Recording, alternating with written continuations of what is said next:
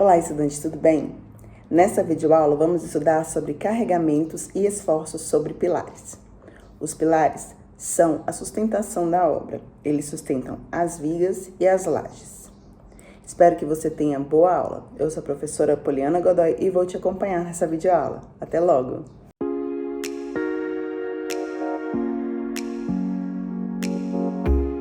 Olá, estudante! Vamos começar aqui a nossa aula de carregamento e esforços sobre pilares.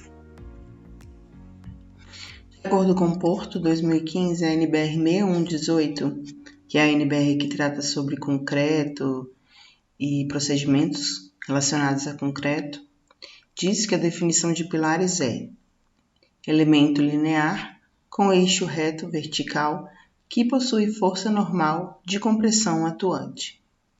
Então, dentro de nossas obras, que tanto o engenheiro projeta quanto constrói, os pilares são aqueles eixos retos verticais. Os pilares podem ter diversos tipos de seção, que podem ser circular, quadrada, retangular, elíptica, octogonal, ou os tipos anteriores, ditos e associados. Porto 2015. De acordo com o EUDEVS 2017, os pilares possuem seções transversais, em que as mais adotadas são as retangulares e as quadradas, podendo ou não ser seções vazadas. A seção transversal de um pilar normalmente possui um mínimo de dimensão igual a 300 milímetros. Então, aí estão as seções comuns existentes em obra, que é a seção quadrada, na figura a gente está vendo, seção retangular, seção circular, seção I, seção quadrada vazada, tem aquele eixo ali no centro, vazio, sem a presença de concreto, seção retangular vazada, seção circular vazada e tipo Vierendeel, que é um I, mas com mais partes horizontais ali dentro do pilar. É como se fosse aquele ali parece um I, visto por cima, seção I, e esse outro aqui, ele assemelha-se a um U, quando você vê ele pela lateral. Então, a padronização de dimensões da seção transversal de pilares. Então, a gente tem a base e a altura, 300 mm, 400 mm, 500 mm, 600 mm e 800 mm. Então, tanto para a altura, a gente tem esses valores, e para a base a gente tem 300, 400, 500, 600 e circular. Então, por exemplo, um de 300, ele pode ter 300 de base e 300 de altura. Pode ter 300 de base, 400 de altura, 300 de base, 500 de altura, 300 de base, 600 de altura. Pode ter 400 de base, 400 de altura. Então, a gente vê que não pode ter altura, a base inferior que a altura. Então, por exemplo, 400 de base, 400 de altura, que é o mínimo. 400 de base, 500 de altura. Então, a base não pode ser inferior. 400 de base, 600 de altura. Então, 500 de base, aí você tem 500 de altura, 600 de altura e 800 de altura. E 600 de base tem 500 de altura, 600 de altura e 800 de altura. E a circular tem-se a altura de 300, 400, 500 e 600. Segundo o EUDEB, os pilares padronizados e utilizados em galpões, tais pilares de pontes que são aplicados em pontes rolantes, possuem de 100 kN a 300 kN. Então, existem pilares que possuem bastante peso, principalmente aqueles que são colocados em locais que vão receber muitas cargas, como uma ponte, por exemplo. Uma ponte é um tipo de estrutura que vai receber carga diariamente de vários tipos de variações, tanto de um carro, como de um caminhão, quanto de pessoas caminhando, seja também as ações de vento que a ponte recebe. Então, ela precisa ter um peso adequado ali para aguentar aquele local. Precisa ser bem dimensionada. Então aqui são mostradas alguns tipos de pilares aplicados em pontes, né, que a gente pode ver que são bem variados, os formatos, né, inclusive tem alguns que são tipo a seção lá de Vennedel, né, que é a mais aplicada, e de vários tamanhos, né. De acordo com o EUDEBS 2017, o comprimento dos pilares pode chegar até 30 metros. Porém, é indicado que tenha um comprimento máximo de até 20 metros. Normalmente, os pilares são executados com concreto armado e em pilares submetidos a elevados momentos fletores, pode-se usar o concreto protendido. Então, o concreto simples é formado simplesmente por cimento, areia e água. O concreto armado, a diferença é que ele tem uma parte de cimento, uma parte de água e uma parte de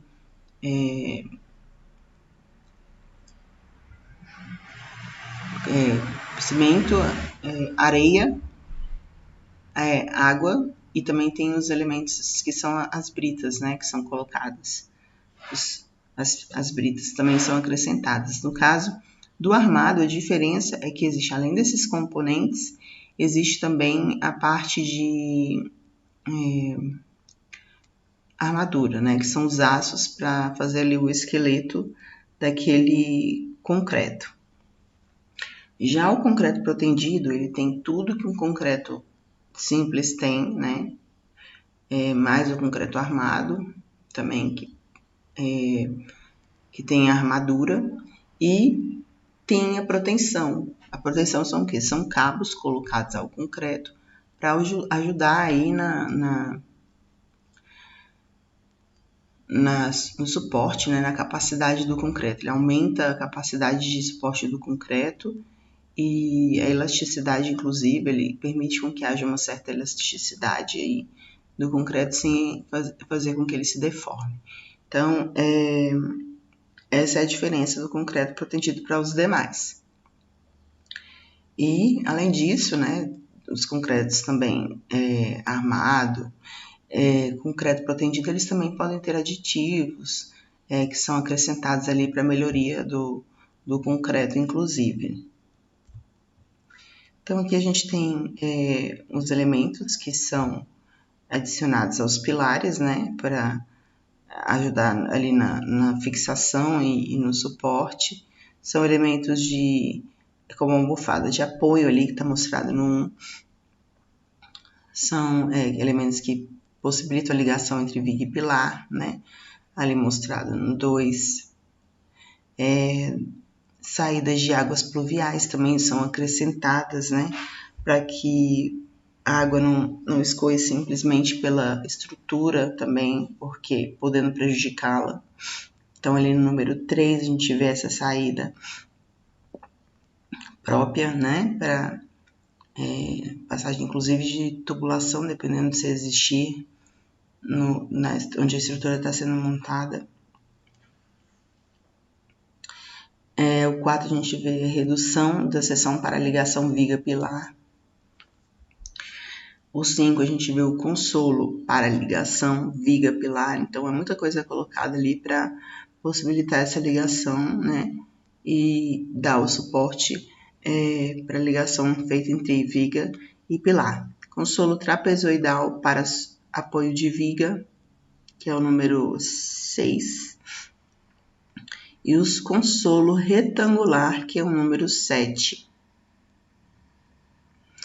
Então, ali a gente vê também a parte superior da viga, né? Como se estivesse vendo ela por cima, a parte vazada, o diâmetro e a base, né? E a altura.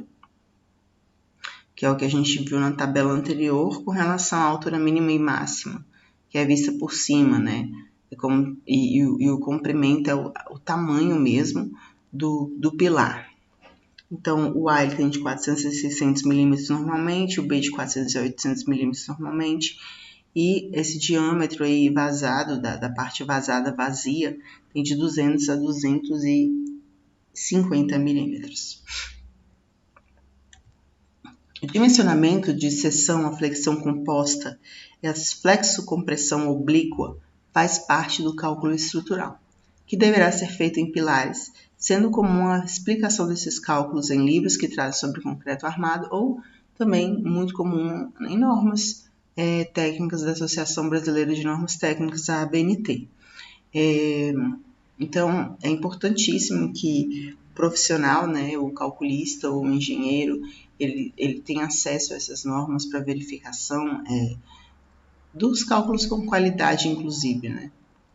Então, vai ter que ser feito o dimensionamento com relação à flexão composta, flexão de compressão oblíqua, evitando, assim, com que o pilar, né, ele venha a ter problemas durante a sua vida útil, depois de construído, no caso.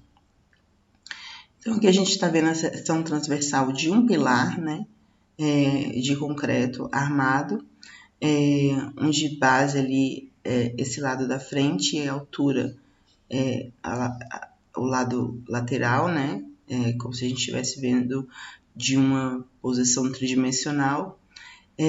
A armadura longitudinal, eles são os aços colocados sobre dentro do concreto, né? É feita ali, para quem nunca acompanhou, durante a execução de um pilar, deve-se fazer colocar primeiramente a forma,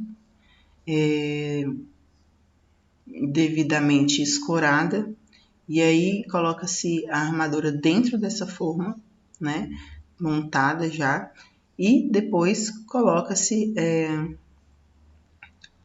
o concreto por cima, né, até esperar o tempo de cura, secagem, e em seguida, depois que essa secagem ela pode levar até 21 dias, de 7, 14 até 21 dias, dependendo do tipo de elemento, do que estiver dentro do concreto, aditivo, e o máximo mesmo normal e o adequado é 21 dias de acordo com a norma. E depois de secagem, ele pode ser tirado as escoras, o escoramento e a forma, né? E aí a gente vai ter como se fosse esse corte aí, essa visualização do que está dentro do pilar. Então a gente tem a armadura longitudinal e o estribo, que é esse que fica unindo essa armadura longitudinal. É mostrada a seção transversal de um pilar com um lado do pilar cotado como B e o outro lado do pilar cotado como H, em que B é a menor dimensão da seção transversal do elemento e H é a maior dimensão da seção transversal do elemento. E AC refere-se à área da seção transversal do concreto. Então, para a realização dessa área transversal, seria base vezes altura ali para obter essa área AC. Então, para fins de cálculo, são utilizados o coeficiente YN, né, para pilares e pilares parede. BC, B é um centímetro quando ele for maior ou igual a 19. Tem também, ele vai ter YN igual a 1. O 18, ele vai ter YN igual a 1,05. O 17, ele vai ter YN igual a 1,10. E o 16, ele vai ter YN igual a 1,15. O 15, a base, quando ela for 15, ele vai ter YN igual a 1,20. E a base, quando for 14, vai ter YN igual a 1,25.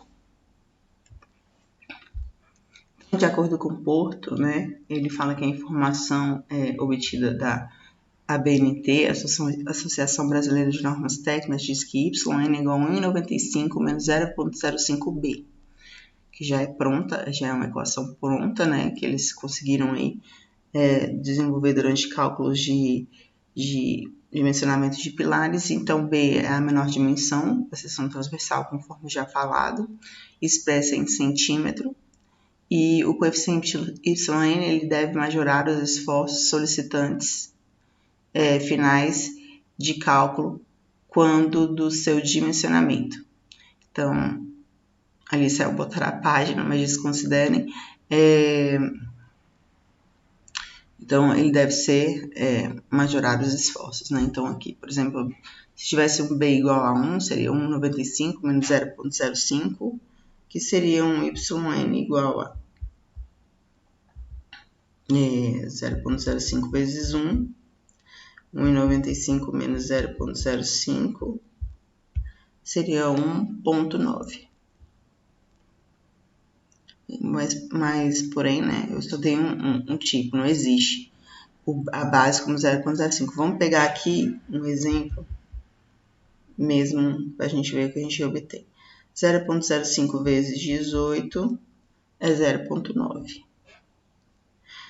1,95 menos 0,9 dá 1,05. A gente vê que a gente chegou no valor ali correto. Então, Porto fala que, segundo a NBR 6118, a BNT 2014, são classificados 3 métodos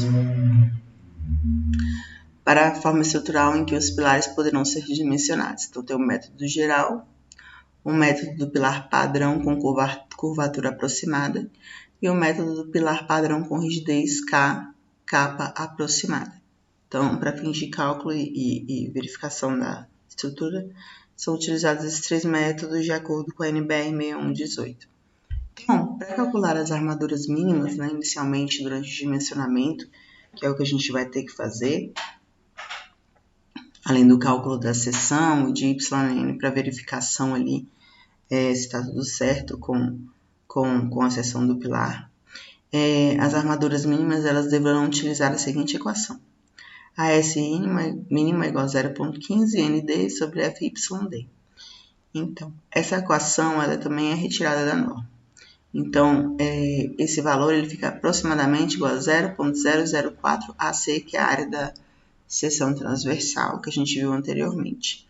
Então, é 0,4% AC, em que a S mínima é a área da seção transversal mínima da armadura longitudinal comprimida. AC é a área da seção transversal bruta do pilar. ND é a força normal compressiva do projeto de cálculo. E FYD é a tensão de escoamento e resistência ao escoamento do concreto do projeto do aço utilizado. Então, tem que ser feito esse cálculo aí, né, para a obtenção aí da armadura mínima. Para o cálculo das armaduras máximas, incluindo as emendas, serão utilizadas a seguinte equação. A S mínimo é igual a menor ou igual 0,08 AC. Então, 8% de AC da área de seção transversal, em que a S máximo é a área da seção transversal máxima da armadura longitudinal comprimida e a AC é igual à área da seção transversal bruta do pilar. Então, por exemplo, a gente tendo uma área de 300 milímetros com 300 milímetros, a gente faz a transformação aí do 300 milímetros para centímetros, né? E multiplica vezes 8, vai obter o valor de 8% vezes 30 vezes 30, 72, dividido por 100, 0,72. Então, a área da armadura máxima vai ser igual a 0,72. De acordo com o Porto 2015, as armaduras longitudinais em barras longitudinais com seções poligonais e circulares, de acordo com a norma específica, elas precisarão ter distribuição de 6 barras, né, em todo o perímetro. Para isso é considerado o quê? Então, 6 barras, fica uma barra 3 barras de um lado, 3 barras de um outro, normalmente unidas por estribos. Então, o diâmetro, né, vai ter que ser, dessas barras, vai ter que ser maior ou igual a 10 milímetros, ou menor ou igual a 1 sobre 8 vezes B, que é o menor lado da seção transversal. Porto explica que o espaçamento máximo entre os eixos das barras longitudinais deverá ser considerado o seguinte, que L é igual a 400 milímetros ou 2 vezes B, que é o menor lado da seção longitudinal, em que EL é o espaçamento máximo entre os eixos das barras longitudinais ou entre os centros dos feixes e B é a menor dimensão da seção transversal do pilar. Então, para verificação, ele vai ter que fazer esse cálculo aí, né? E sempre estar de olho nesses valores aqui, que é o espaçamento máximo. E Porto também diz que o espaçamento mínimo livre entre as faces das barras longitudinais deverá considerar que SL vai ser o diâmetro da barra, o diâmetro do feixe, o diâmetro da luva, 20 mm e 1.2 D máximo, em que SL é o espaçamento mínimo livre entre as faces das barras longitudinais e D máximo é a dimensão máxima característica do agregado graúdo. O agregado são as britas, né, colocadas ali no concreto. Então, costuma ter, falar brita 1, brita 2, brita 3. Cada uma dessas britas, elas possuem um diâmetro já determinado. Então, como eu disse, as barras, elas ficam posicionadas, por exemplo, no mínimo 6, né? 6 barras, 3 de cada lado. Aqui no fato dessa figura, no caso dessa figura aqui, a gente tem 8 barras, né? Da armadura. E aí o estribo em volta unindo todas essas barras, tá? O diâmetro ali do aço, né? Diâmetro L. A gente tem o espaçamento ali entre o concreto e a armadura, né? O espaçamento ali também entre as barras de aço, né? De eixo a eixo e de barra a barra. Então, tudo isso tem que ser verificado. Ali na figura a gente vê o lado B, que é o menor, e o lado H.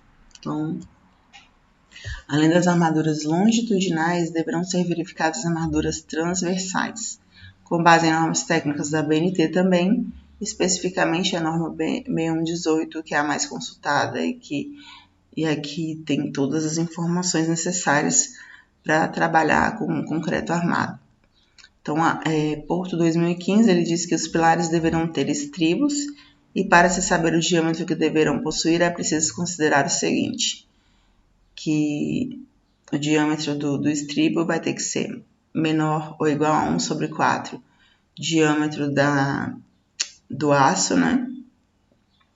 Que é esse WL aqui, ali na parte de cima, ou 5 milímetros, ou esse 1/4 diâmetro do aço, ou 1/4 diâmetro do feixe. Então, isso tem que ser verificado para obtenção aí do valor correto com relação ao diâmetro do estribo. Porto 2015, ele explica que é permitido ter o diâmetro do estribo menor que o diâmetro do aço, né, em si, dividido por 4. Quando as armaduras possuírem o mesmo espaçamento e mesmo tipo de aço. Nesse caso, deverá obedecer a seguinte equação, em que S máximo, né, é igual a 90.000, diâmetro de estribo sobre diâmetro do aço, elevado a 2, 1 sobre FYK, em que FYK é a resistência característica ao escoamento do aço expresso em MPa.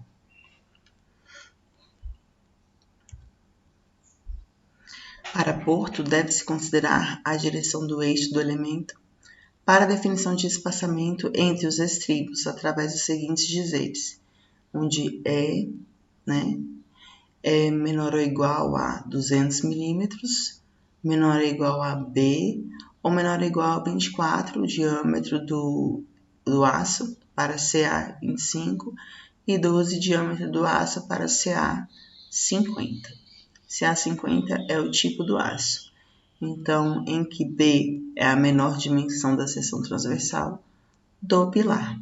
Então, você tendo aí o diâmetro do aço, você consegue fazer esse cálculo aí desse espaçamento aí entre os estribos, tá? Considerando o diâmetro do aço, é possível você entender esse valor.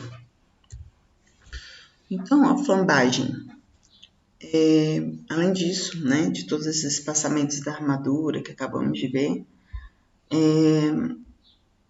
a gente tem que calcular a viga com relação à flambagem, né? Flambagem é uma encurvadura que pode acontecer no pilar, no elemento central pilar, quando a peça, pelo fato da peça ser esbelta, né? E ela sendo submetida a esforços, pode acontecer esse tipo de curvadura, né, no pilar. Então, isso deve ser evitado para que o pilar ele cumpra a sua função, né, de sustentar ali as vigas, a laje, generalizando a obra. Então, a gente tem que a armadura longitudinal, a armadura transversal estribo e menor ou igual a 20, que é a armadura do estribo, né? Então, para verificação de flambagem. Segundo Botelho e Marchetti, 2018, a flambagem, popularmente chamada de empenamento, com relação ao pilar comprimido, ao ter sua altura diminuída, ele ganhará resistência, e ao ter sua altura aumentada, ele perderá resistência. Então, quanto maior for a altura do pilar, maior vai ser a probabilidade dele ter flambagem. E quando menor for, menor será essa possibilidade de flambagem. Então, Porto fala que o índice de esbeltez é uma propriedade dos pilares que são peças comprimidas, né? Que existem pesos sobre ela, fazendo essa compressão, e ela relaciona o comprimento de flambagem e o raio de giração de sua seção transversal. Então, a esbeltez, ela tem relação com a capacidade de suportar, né, a compressão, e não havendo flambagem, sem haver a flambagem, a curvatura e a giração ali do pilar. Então, voltando, o índice de esbeltez, ele é calculado ele é representado por esse símbolo, né, que parece um Y ao contrário, x, igual a L é x sobre y e y, ou esse y ao contrário x é igual a L é y sobre ix, né? Em que esse índice de esbeltez é esse representado por esse y ao contrário aqui da peça em relação ao eixo x ou y, e é o comprimento equivalente do elemento comprimido pilar nas direções x ou y, e é o raio de giração da seção transversal em relação ao eixo x e y. Então, tendo-se esses valores, né, de comprimento equivalente do elemento comprimido nas direções x ou y, e o raio de giração tanto na seção transversal x quanto na seção transversal y, é possível realizar o cálculo do índice de esbeltez. Então, aqui a gente tem um pilar, né? A gente consegue ver aqui sobre um pilar, a gente tem a laje, as vigas, e ele está sobre um plano, né? Que seria um bloco. E a gente consegue ver aqui o B, a menor espessura, e o H, a espessura lateral aí da seção transversal do pilar. Então, de acordo com Porto, é possível verificar o eixo, o raio de giração, na verdade, ele pode ser calculado a partir das seguintes equações, entre que I e Y é igual a raiz de IY sobre a área da seção, em que é o momento de inércia em x e y, e x é igual a raiz de x sobre a área da seção. Também possível de ser calculado esse raio de giração com relação a x também. Então, calcula-se o momento de inércia em x e y, e a área da seção é a área da seção transversal do pilar. Então, Porto, ele fala que as seções transversais retangulares, elas são utilizadas e são calculadas através das seguintes equações, né? Que I é igual a raiz de I sobre a área da seção, né? Que é igual a raiz de B vezes H sobre 3 sobre 12, isso aqui é o momento de inércia, vezes 1, vezes B vezes H.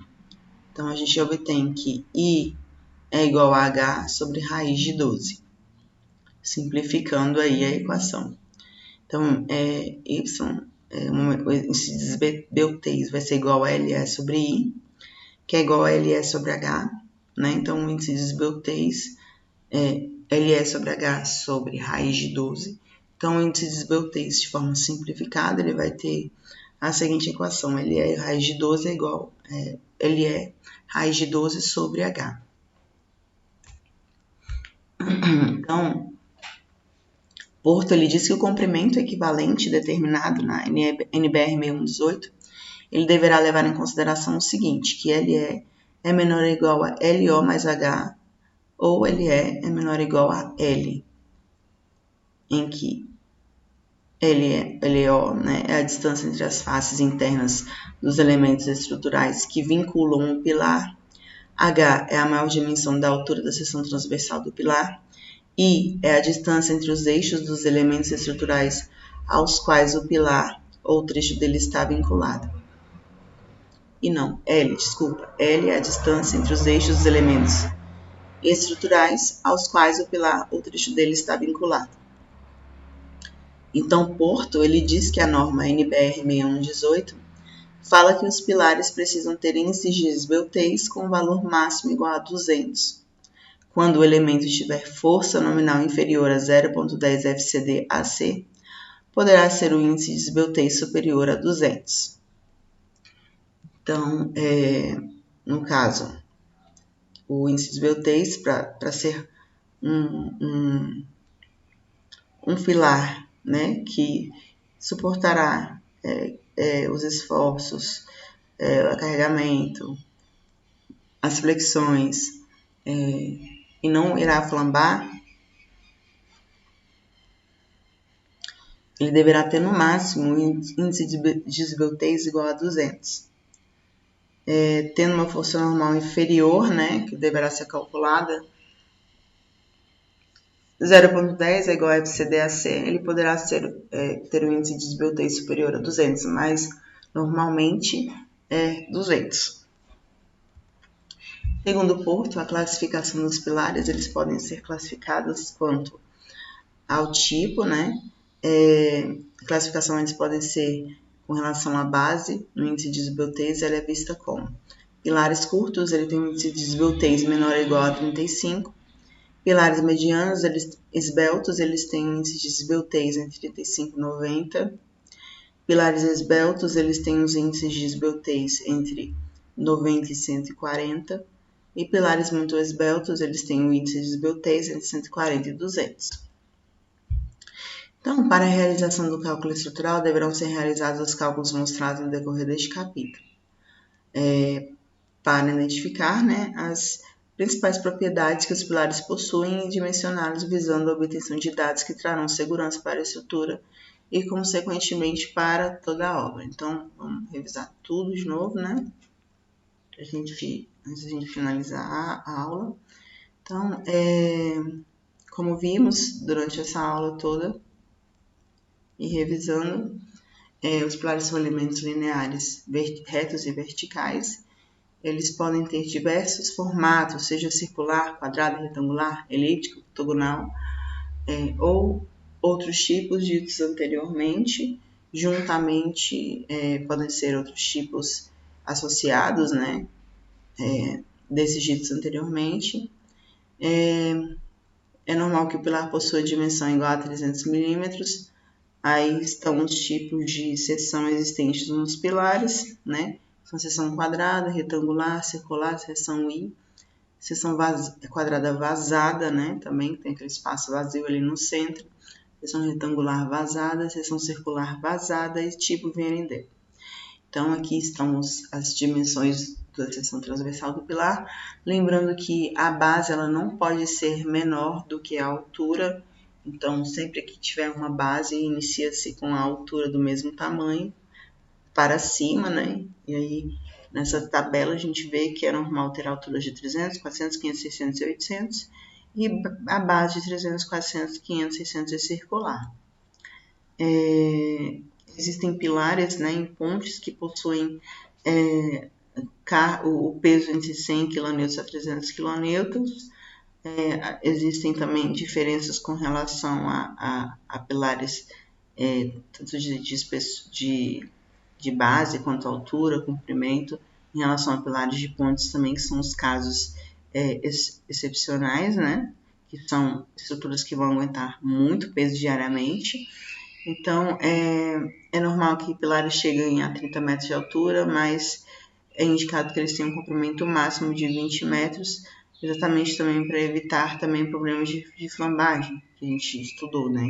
Porque quanto maior é o comprimento do pilar, maior é a probabilidade dele se flambar, dele se encurvar. Então, a gente viu também os apoios, né, que são colocados em pilares para recebimento de vigas e interligações. E vimos que temos que dimensionar o pilar de modo a ele suportar a flexões sobre ele, né? Seja composta ou flexo-compressão oblíqua. Entendemos o que é a área transversal de um pilar, né? Onde B é o menor tamanho do pilar, a base do pilar, e a altura é o tamanho maior da sua seção. A armadura longitudinal é aquela que fica em pé no esqueleto ali do pilar, e a armadura transversal é a que fica deitada, é o estribo que serve para fazer a união entre as armaduras longitudinais. Como vimos, como já disse, B é a menor dimensão da seção transversal, a H é a maior dimensão da seção transversal e a C é a área dessa seção transversal, seria B vezes essa altura. Então, a gente tem que calcular o coeficiente YN, né, para verificação aí se a base está atendendo esse coeficiente, né, verificando a capacidade de suporte aí, de atendimento. Por exemplo, se for um pilar que tenha uma base muito pequena, ele não vai atender, porque é comum que tenha de 14 para ser estrutural acima de 19 essa base. Então, é calculada por meio dessa norma YN igual a 1,95 menos 0,05B. E os métodos utilizados para verificação de forma estrutural do pilar: método geral, método do pilar padrão com curvatura aproximada, método do pilar padrão com rigidez aproximada. Vimos como calcula-se as áreas mínimas, né, através desse AS mínimo, 0,15 ND sobre FYD, que é igual a 0,4% de AC. Vimos como calcula também as armaduras máximas, onde a AS mínima é igual a 8% AC. Vimos também que as armaduras longitudinais, tanto as armaduras longitudinais quanto as transversais, elas precisam ter um diâmetro mínimo, né? E um espaçamento mínimo também. Isso serve tanto para as armaduras longitudinais quanto para as transversais, estribos, e que elas devem obedecer aí um espaçamento entre o concreto e entre elas mesmas para que a armadura cumpra sua função de dar sustentação ao pilar. E também vimos com relação ao diâmetro também dos estribos, né, o espaçamento dos estribos, e sobre a flambagem, que é a curvatura ali, né, do pilar, que deverá ser verificada através do índice de esbeltez, né, que é a capacidade de suporte à flambagem e raio de giração da seção transversal. Vimos como são calculados os índices de esbeltez e o raio de giração. Então, é normal que o índice de esbeltez máximo de um pilar seja 200, existindo uma exceção de que a força normal inferior seja 0,10 FCD/AC, ele poderá ter um índice de desemvolteio superior a 200. Então, vemos o que são pilares curtos, pilares esbeltos com relação ao índice de esbeltez, que tem pilares esbeltos, pilares muito esbeltos, né? E, no final, chegamos ao final e é importante saber que esses cálculos deverão ser seguidos para verificação da capacidade de suporte da viga, que é um elemento estrutural que irá aguentar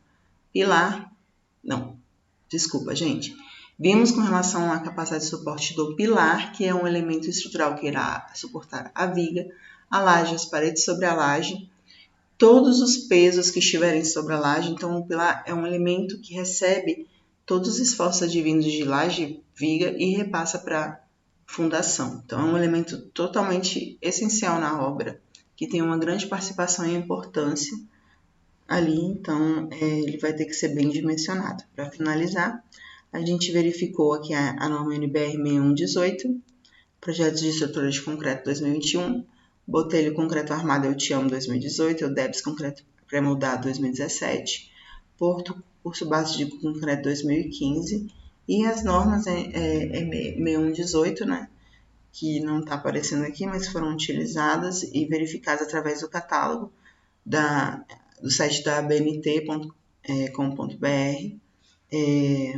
É isso, obrigada por ter chegado até aqui. Até mais. Estudante, que bom que você chegou até aqui. Eu fico muito feliz porque você assistiu toda essa videoaula. Você pode assistir essa videoaula mais vezes se você precisar. Peço que você dê uma olhada no restante do material antes de iniciar os exercícios. Até mais!